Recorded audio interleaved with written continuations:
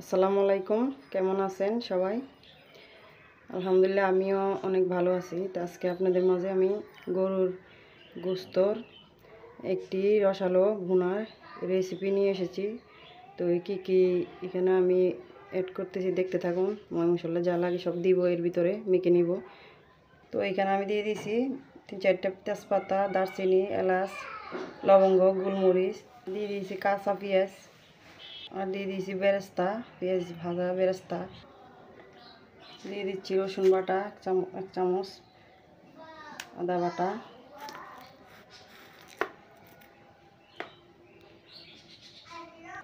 আর দিয়ে দিচ্ছি জিরা বাটা,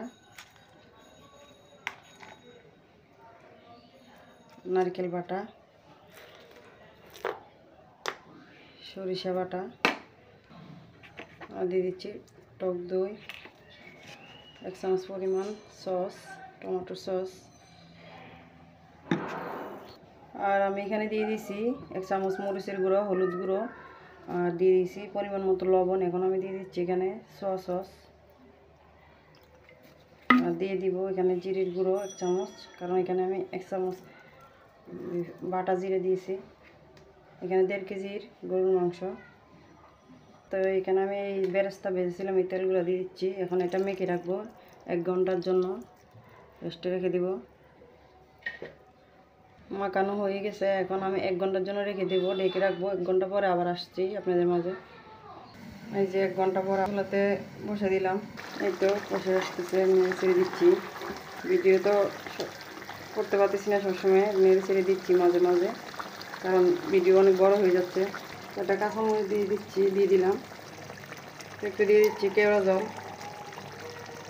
আপনারা চাইলে কিশমিশ ব্যবহার করতে পারেন, এটা দিলে মিষ্টি বেশি হয়ে যাবে, কারণ আমি দিচ্ছি না।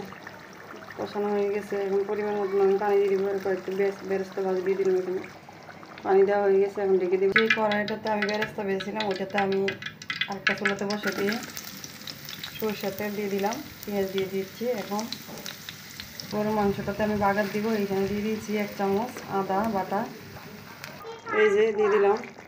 হালকা বাদামি কালার করে তারপরে দিয়ে দিবি, যেন আদার গ্যারানটা চলে যায়, ওরকম ভাজতে হবে। ভাজার পরে দিয়ে দিতে হবে বাগার। এই লাস্ট পর্যায়ে দিয়ে দিচ্ছি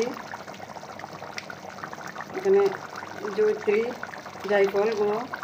তো আমি এখন 5 মিনিটের জন্য আবার নেড়ে ছেড়ে রেখে দিব। মাঝখানে টমেটো দিয়েছিলাম 2টা, তখন বলতে মনে ছিল না। আপনারা চাইলে দিতে পারেন, নাও দিতে পারেন। তো হয়ে গেছে, এখন চুলা অফ করে দেব।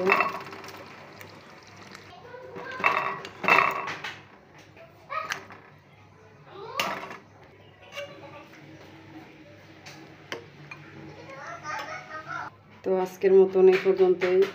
তো সবাই ভালো থাকবেন, সুস্থ থাকবেন। আল্লাহ হাফেজ।